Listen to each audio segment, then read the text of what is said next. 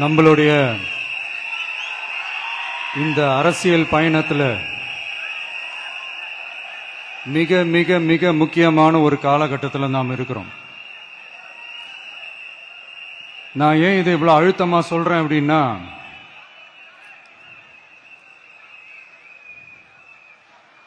ஏதோ அழுத்தம் இருக்குமோன்னு நினைக்கிறீங்களோ? அழுத்தமா நமக்கா?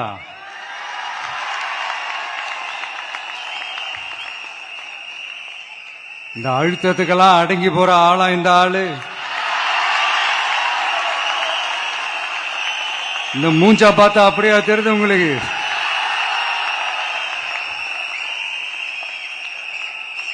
அதனால அப்படியெல்லாம் நடக்காது. அதுவும் முக்கியமா நம்ம கிட்ட அதெல்லாம் நடக்கவே நடக்காது.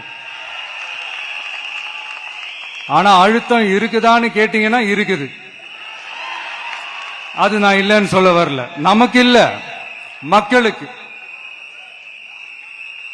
தமிழ்நாட்டை இதுக்கு முன்னாடி ஆண்டவங்களும் சரி பாஜகவுக்கு அடிமையா தான் இருந்திருக்கிறாங்க.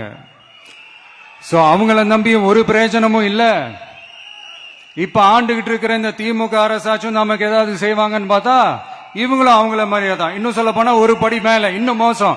அவங்களாச்சும் நேரடியா சரண்டர் ஆகி இருப்பாங்க, இவங்க மறைமுகமா சரண்டர் ஆகி இருக்கிறாங்க. அவ்வளவுதான் வித்தியாசம்.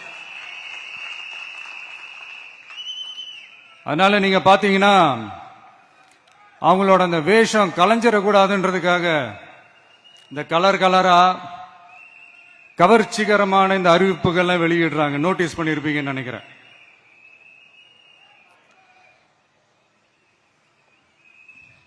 அதனால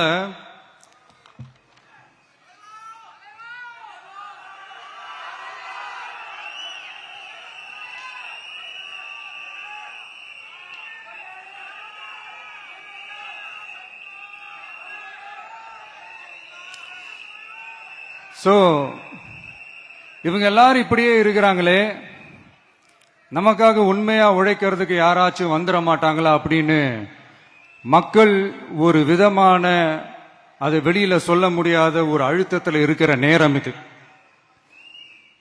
மாத்தி மாத்தி ஓட்டு போட்டு ஏமாந்து அவங்க இப்ப நம்மள நம்புறாங்க. நம்மளுடைய இந்த தமிழக வெற்றி கழகத்தை இந்த விஜய் கூட நிப்பான்னு நம்புறாங்க.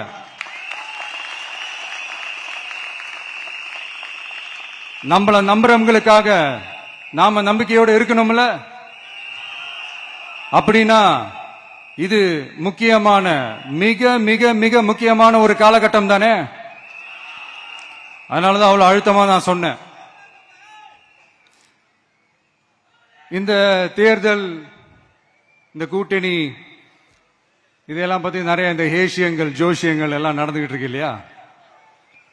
என்னப்பா இந்த விஜய் இப்பதான் வந்திருக்கிறாரு, இவரு கூட எல்லாம் யாரு வரப்போறா, அவங்க வரமாட்டாங்க, இவங்க வரமாட்டாங்க, அப்படி இப்படின்ட்டு நம்மளை பத்தி ஒரு அண்டர் எஸ்டிமேட் பண்ணிட்டு இருக்காங்கல்ல.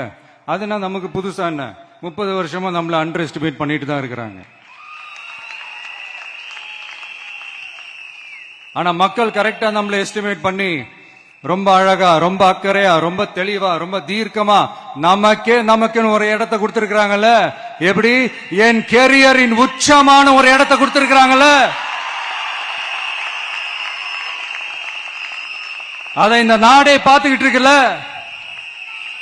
ஏன் அப்படி எனக்கு அந்த இடத்தை கொடுக்கணும்? ஏன்னா இந்த விஜய் நம்ம பிள்ளையாச்சே, நம்ம அண்ணனாச்சே, நம்ம தம்பியாச்சேன்னு சொல்லி அவங்க மனசுல அப்படி தோணுது. அதனாலதான் நமக்கு அப்படி ஒரு இடத்தை கொடுத்து உள்ளன்போடு அள்ளி நம்மளை அரவணைச்சுக்கிட்டு இருக்கிறாங்க. அப்படி நம்மள நம்புறவங்களுக்காக நாம உழைக்கிறதே அது ஒரு பழக்கமாகி இப்ப அதுவே என்னுடைய ஒரு ஒரிஜினல் கேரக்டராவே மாறிடுச்சு. இத்தனை வருஷமா இருக்கிற அந்த உழைக்கிற குணம் அது எப்படி மாறும்? அதெல்லாம் மாறவே மாறாது. அரசியலுக்கு வந்ததுக்கு அப்புறமும் சரி, ஆட்சி அதிகாரத்துக்கு வந்ததுக்கு அப்புறமும் சரி, ஒன்னே ஒன்னு சொல்ற, எழுதி வச்சுக்கோங்க. இதுக்கு முன்னாடி இருந்தவங்க மாதிரியோ இல்ல இப்ப இருக்கிறவங்க மாதிரியோ ஊழல் செய்யவே மாட்டான்.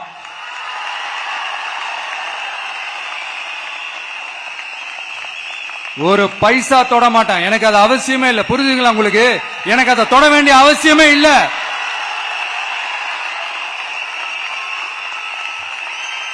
ஒரு துளி ஊழல் கரை கூட படியவே படியாது, படியவும் விட மாட்டான். நீங்க கேட்கலாம், இது என்ன சினிமாவா, இதன முதல்வன் படமா, ஒரே நாள் நம்ம இவர் எல்லாத்தையும் கிளீன் பண்ணிடுவாரான்னு நீங்க கேட்கலாம். ஓகே, பிராக்டிகலா அது பாசிபிள் இல்லதான், but it is a process, right? It is a process.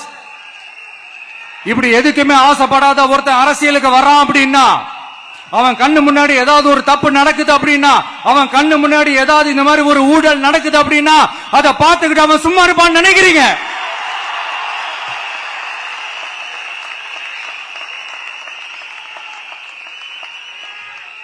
அதனால இந்த தீய சக்தியா இருக்கட்டும், இந்த ஊழல் சக்தியா இருக்கட்டும், ரெண்டு பேரும் தமிழ்நாட்டை ஆண்டவே கூடாது.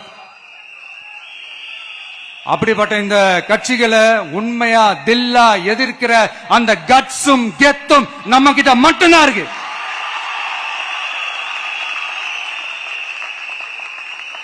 அதனால நீங்க என்ன சூழ்ச்சி நம்ம மேல பண்ணாலும், என்ன அழுத்தம் நீங்க கொடுத்தாலும், இந்த அடங்கி போறதுக்கோ, இந்த அண்டி பொழைக்கிறதுக்கோ, இல்ல இந்த அடிமையா இருக்கிறதுக்கால நாம அரசியலுக்கு வரல.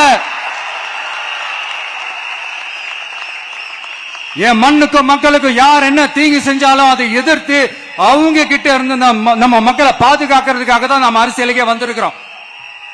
அண்ட் முக்கியமா தோழர்களே, மக்களுக்கு என் மேல மட்டும் நம்பிக்கை இருந்தா அது பத்தாது. என் கூட டிராவல் பண்ற என்னோட எல்லா தோழர்கள்கிட்ட அந்த நம்பிக்கை வரணும்.